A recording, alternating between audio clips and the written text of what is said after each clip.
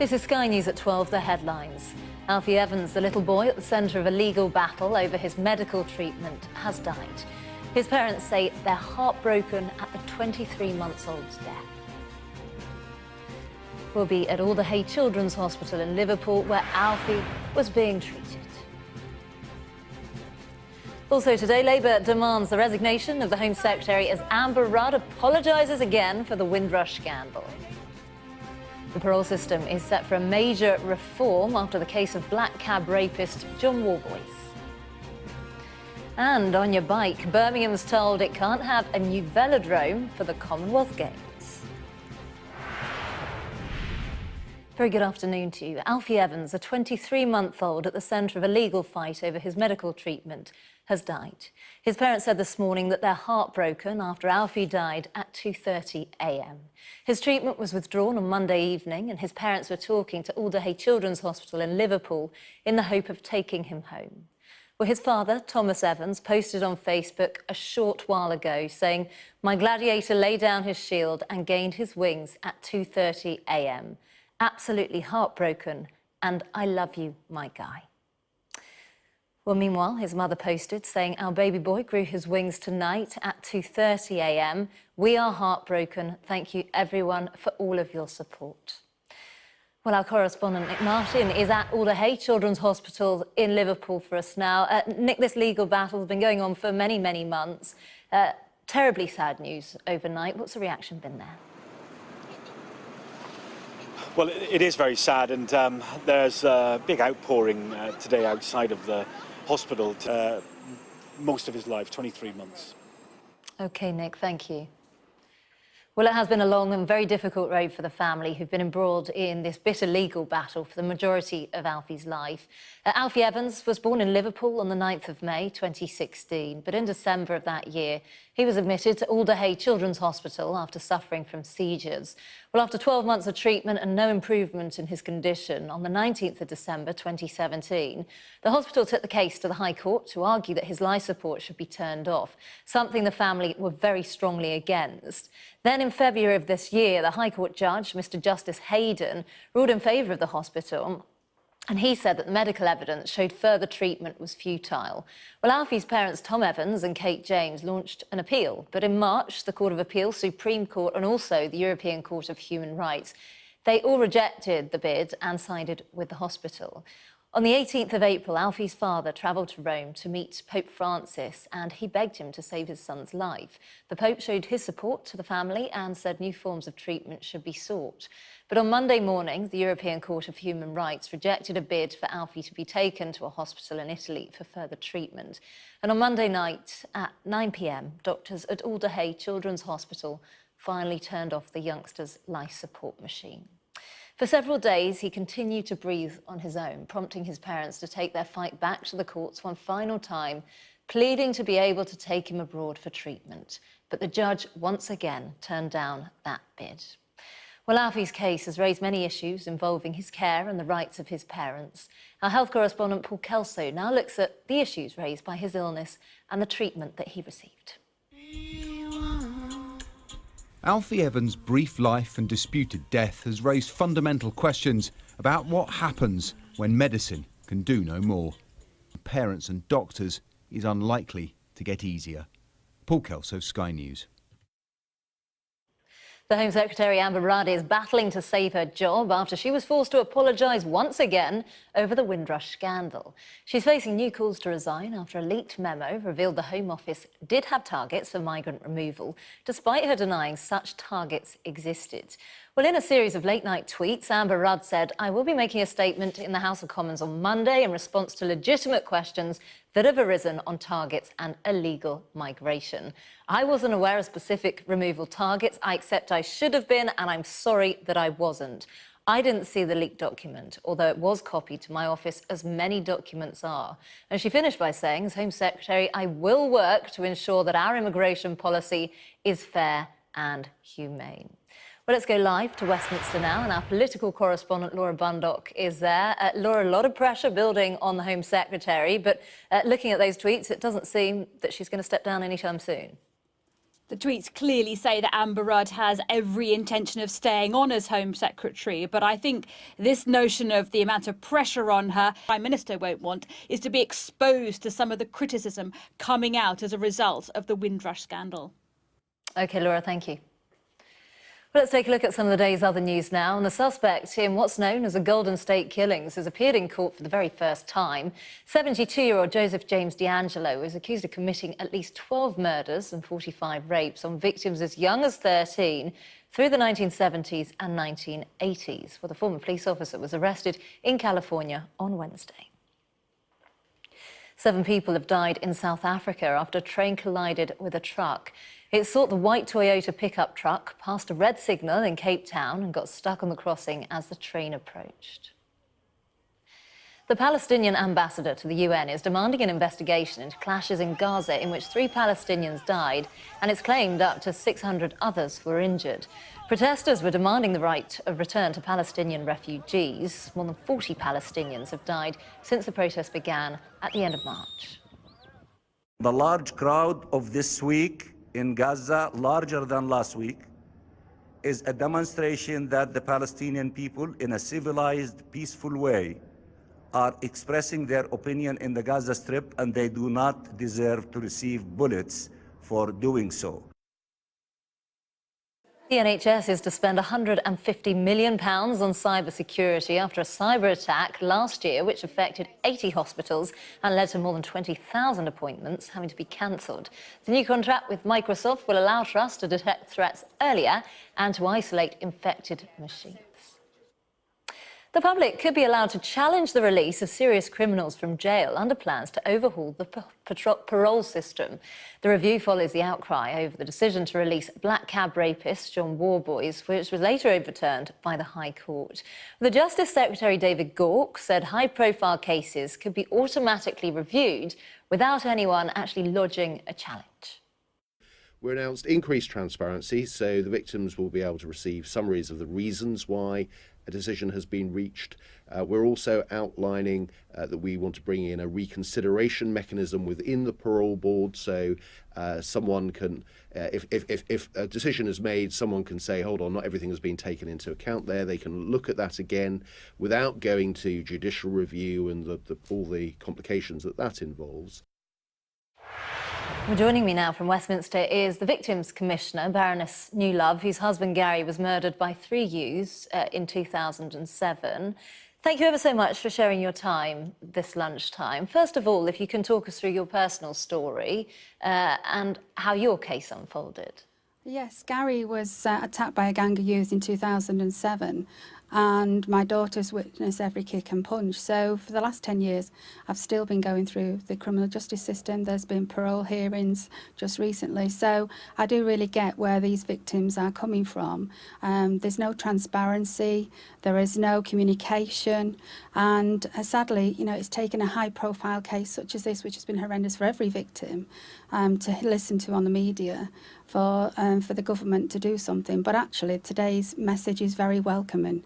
I have to say, I am welcomed by what we're seeing and hearing today. And why do you say that you're welcomed by it? What change do you think these proposals would actually bring? Well, these proposals, firstly, we are talking about parole from a victim perspective. And I did a victim engagement with this review, working with the Ministry of Justice. And that engagement, everybody said, was that they wanted more information, they wanted to see what was going on. Because in this review as well, there is the parole, there's also the victim contact scheme. So we've got to marry the two. And to have to go for a judicial review to have a look at reconsideration of conditions on why they're being released, I think now this review shows that there is going to be reconsideration by a judge. Obviously, the devil's in the detail. I want to work closely with Ministry of Justice and the Secretary of State for Justice, but I think this is welcoming news. This is a step forward, and we have to keep the power and energy to make sure them steps go even further for victims to have the confidence in a system that actually at the moment they don't have any confidence with. Do you think that there is an argument that perhaps if these proposals come into force, it could lead to something like mob rule, where, you know, people campaign about things when they themselves don't necessarily have any legal experience and there's no legal kind of foundations to their point? Well, there's two things by that statement. It's always a case of the victims are mob rules or you're a vigilante. If you know, at the end of the day, we want fair justice and victims want fair justice. And this is on a balanced of, a scale that balances, not actually on mob rule. And secondly, yes, nobody has legal experience, but they don't have legal representation either. And that brings, why we should have a victims law. I want that to go through. And I also want to have a victims advocate who would ensure that their voice is never missed. They will be qualified and they would have that voice for the victim right in the centre. Until we have that, we have no legal rights at all, and we shouldn't have to have a judicial review, and you shouldn't have had to have a crowdfunding. So this is a welcoming news for the government who have listened, but there is further work to do. And as I say, we need to marry up the parole board and the victim contact scheme, which I believe shouldn't be a transactional system. It should be more of a support system, because we need victims to be able to recover and cope as they go through for the rest of their lives. And as the Victims Commissioner, do you have people come to you who are in a similar position and, they're, in some instances, I suppose it's their attacker or, the person that's done them wrong, and they come to you and say that they're worried about it and they haven't had much contact with the parole board? Do you have people sharing those stories? I have a lot. This is what we found with the review. And actually, before this review was called, there was a lot of people. I've personally gone to parole board hearings. It is a very scary place to go, even though I speak a lot about victims. When it's down to yourself, your heartbeat, you just absolutely, your emotions go back to day one. So I do hear a lot of stories, and that's why I'm really passionate to ensure that parole journey is for victims as well. It feels very balanced because it's in a prisoner state. It's all about prisoners' rights, and at the end of the day, while it must be right that we have a victim's personal statement hearing. At the end of the day, when you walk out of there is no support for people. So I think this is in the right way forward, but I don't want, I want to work closely because we've got a lot more work to do, and I look forward to seeing how we go further. As I say, the devil's in the detail, and we have to understand what people are getting delivered for victim services. So victim contact scheme, you have to opt in rather than opt out, and so we have to get that message and better training and understanding. And if we do that as a locality with the police and crime commissioners, so that we can monitor and get the right data for victim services to be quality standard services, so everybody believes that they have confidence to come forward. OK, Baroness Newlove, thank you ever so much for speaking to us. Thank you. You're watching Sky News. Coming up, a Windrush generation member's 35-year battle to return home. Now, almost every day, the Windrush scandal brings more cases of people of Caribbean origin who say they've been mistreated. Take Richard Black. He's one of the Windrush generation who grew up in the UK, but he spent 35 years stranded in Trinidad after he says his British citizenship was taken away, leaving him with no legal status. Well, now he says he won't accept anything from the government except his citizenship back. Sky's Greg Milam spoke to him in Williamsville in Trinidad. But hopefully there must be something, some way. After 35 years of waiting, Richard Black has finally heard from the Home Office. Even after 3 decades here, Richard says this isn't home to him, and he won't stop fighting to get back there. Greg Milam, Sky News, Trinidad. Let's cross over now to the Sky Sports News Centre for an update from there. Just a quick word now, Rebecca. Full for that event. All of that and Sean Dyche of Burnley on the prospect of playing in Europe at 12:45. Thank you. Look forward to a bit more on that a bit later on. But now let's get a check on the weather. From warm, flowing island winds to an enchanting desert breeze. Eastern England will be overcast with outbreaks of rain, but there will be some sunny spells elsewhere, although a scattering of showers. It will be quite chilly under the cloud, especially near North Sea coast. Eastern England will be mostly cloudy with outbreaks of rain all afternoon. and there'll be some fog near North Sea coast. But London and the far southeast look like being mainly dry. Northumberland and Durham will have sunny spells and a scattering of showers. Elsewhere, most places will see the sun coming through at times, but there will be showers as well, some heavy and some thundery.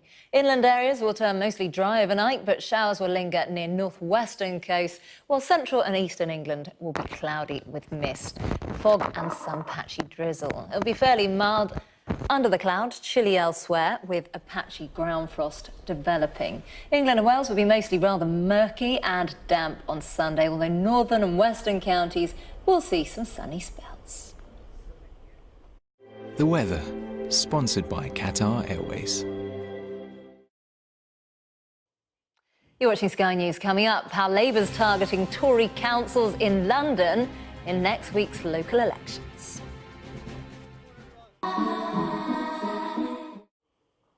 Welcome back. Now, we've got a bit of breaking news to bring you now concerning a possible merger. Let's go live now to our city editor, Mark Kleiman, who's on the line for us. Mark, what more can you tell us? Well, this concerns a shock potential merger of Britain's second and third biggest supermarket chains, Sainsbury's and Asda. This would, if confirmed, come as a real shock deal in Britain's retail industry. It would raise all sorts of competition issues about the scale of the combined group, which could, in theory, be larger than Tesco, which has been Britain's biggest retailer for the last 20 years. Now, I understand that these talks are at an advanced stage and that a deal could be announced as early as the beginning of next week. It would create a company worth in the region of about £10 billion, bearing in mind that Sainsbury's has a stock market value at the moment of just over £6.5 billion. But as I say, this deal, which would create a group with about 2,000 shops across the country and tens of thousands of employees, will definitely raise important competition issues, particularly where there are overlaps of stores in certain parts of the country. Now, my sources tell me that both Sainsbury's and Asda, which is owned, of course, by the American retail giant Walmart, are confident that the Competition and Markets Authority will examine this deal on a localised basis rather than as the de facto combination of the second and third biggest food retailers in the country.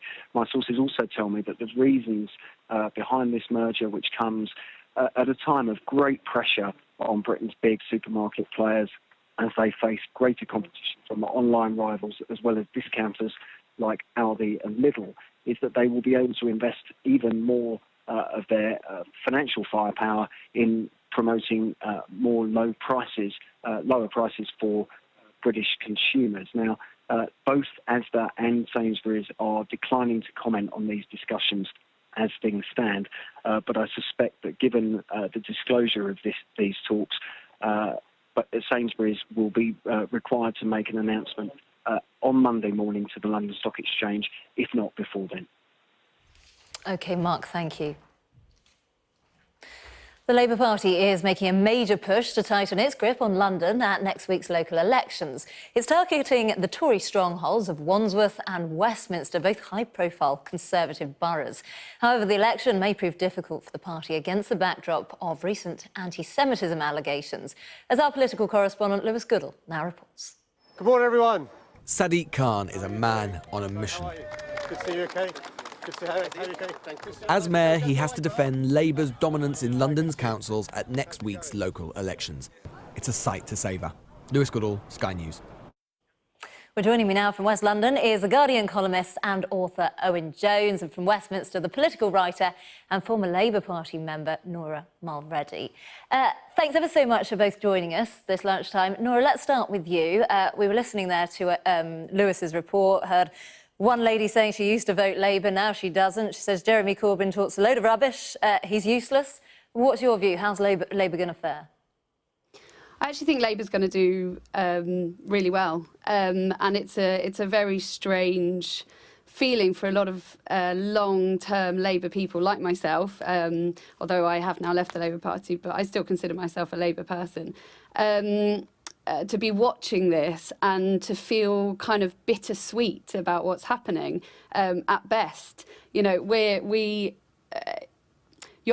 we could vote for Labour, but we don't know whether we're voting for, the decent, good, moderate candidates, or if you're voting for a, hardline momentum candidate. We've seen a massive infiltration of the Labour Party via momentum of the hard left. I've seen it in my own borough, where basically they came in, they cleared out pretty much all of the moderate Labour councillors, pretty much got rid of the moderate Labour leader, and are now standing a slate that is almost entirely momentum. So a vote for Labour in Haringey, is actually a vote for momentum. So it's really tricky. It's not just a case of Labour versus the Tories. For a lot of us, it's actually momentum versus Labour. So it's confusing, and it's emotionally conflicting. OK, let's bring Owen in now. What are your views? How do you think they're going to fare? Presumably a lot better in London than further out.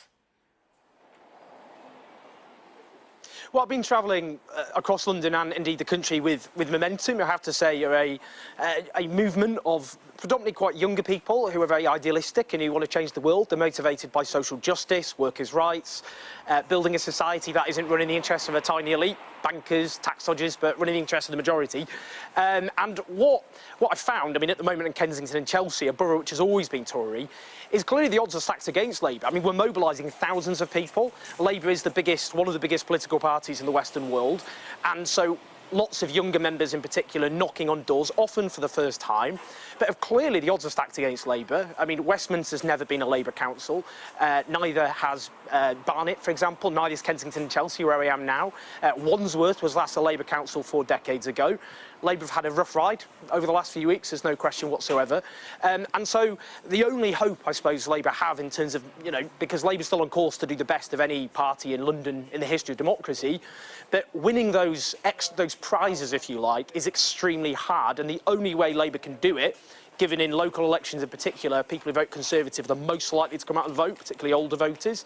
But getting some of those younger people to realise the local elections are extremely important. It's not just about a general election, and that means getting more people on the ground knocking on doors. We've got hundreds out today in Kensington and Chelsea, but the only way Labour are going to defy some of those odds in terms of winning the councils they've never won before is a massive ground operation, because it is that enthusiasm which won Labour so many seats in the general election, and that's the same in these elections as well. OK, so what do you make of the accusations that the movement, Momentum, has been accused of bullying in the past, Owen? I just don't accept that, I'm afraid. The people I work with in Momentum, and some of whom I've known for many years, are committed, dedicated, enthusiastic activists who just want to change the world. Labour is a broad church. It's important it does have a broad range of views. Haringey came up before. To be honest, Haringey was about a local housing issue. Some of the councillors who got reselected were very much against the Labour leadership, on the right of the party, if you like, but they opposed the housing scheme. It was, Momentum, the party that Noor was talking about is the biggest Labour party in the country. 1 in 14 local voters in one of the constituencies are members of the Labour Party. The idea Momentum was driving all of that, which was a debate over a local housing project. It's just not true. And I would say that, there are, of course, in this massive party that Labour has become, of course, there are people who behave badly. I remember the New Labour era, to be honest. If you were on the left, it was tough. It did feel often quite a bullying atmosphere, quite intolerant.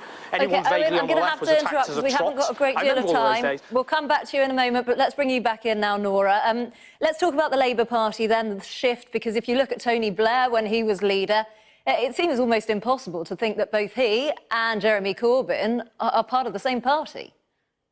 Yeah, and yet they both are, and that's the point right now for people who are thinking about voting Labour. Who are they? What are they voting for? It's candidate by candidate. You just do not know who you're going to get. So, it's interesting. Can I just pick up, Owen, on the point about Haringey being about a housing scheme? It was essentially about a housing scheme. It was a massive regeneration project that was going to help out the very poorest people in Haringey, and it was absolutely ripped to shreds by Momentum. And you're right, it wasn't only Momentum, it was Momentum in coalition with just about every single hard left trot group they could find in the borough and outside the borough, who came in and ripped the thing to pieces. So now what we're left with is, you know, absolutely no alternative housing plan for some of the poorest people in Haringey, and a scheme that just lies in tatters. A Labour council that's basically been completely transformed, with all of the moderate candidates essentially being thrown out on their ear. You know, so this idea that it was somehow, you know, a benign thing. It was a movement that attacked a Labour council because they were prepared to construct a regeneration project with the private sector. Your views on that, then? Well, again, it's simply not true. Both the local Labour MPs, David Lammy, one of them, he's no Corbynite, David Lammy, he's not on the hard left. He opposed the scheme. It's about privatising assets en masse. It's about emulating other projects which have basically got rid of social housing and then not replaced them. So that was a local debate, and lots of people in the local Labour Party, the vast majority aren't in Momentum. It's no surprise that in the Labour Party, which is a democratic socialist party, when a project was suggested which included privatisation of assets and not replacing social housing, then lots of people, frankly, rejected that. But in terms of the local part, the national scene, if you like, Labour is a vibrant party now. There are lots of people with disagreements, of course, and they should be done in a friendly and, you know, comradely way, if you pardon the expression.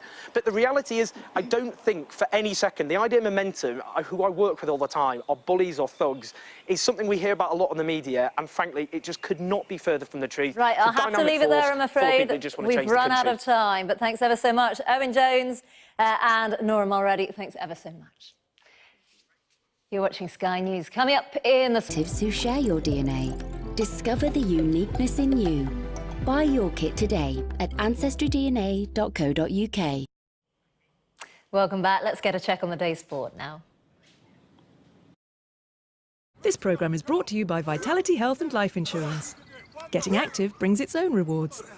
Why don't they just make their minds up or down? Thanks very much. Good afternoon. Liverpool and Stoke are underway in the first of today's Premier League games. Stoke playing for their top-flight future. No goals so far at Anfield for Ross County and Hamilton. Soccer Saturday keeps you up to date on Sky Sports News, and I'm back at 1:20. And that's a wrap. Marvellous. Who's sorting out these extras? You're watching Sky News. Coming up, we'll have the very latest on that breaking news that Sainsbury's is...